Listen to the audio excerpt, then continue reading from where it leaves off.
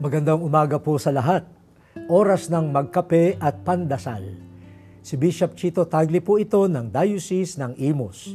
Pagnilayan po natin, sa pag-ibig matatagpuan ang pagkakaisa. Kung titingnan po natin ang sanglilikha, nakamamangha ang diversity o pagkakaiba. Ang galing po ng Diyos na lumikha. Iba-iba ang uri ng nilikha, iba-ibang anyo, kulay at gawain. At higit na nakatutuwa ay ang kaugnayan ng bawat nilalang sa iba pa. Para po sa ating mga tao, bahagi rin ang diversity sa personalidad, ugali, background, talino, talento, hilig at iba pa. Nasa ating pagkakaiba ang kayamanan ng sangkatauhan.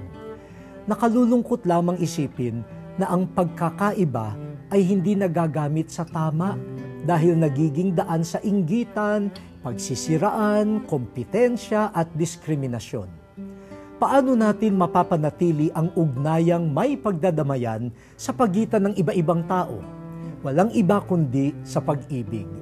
Sa ating magandang pagtitinginan at pakikitungo sa isa't isa, ang sangkatauhan ay pipitas ng masaganang ani dulot ng ating mayamang pagkakaiba.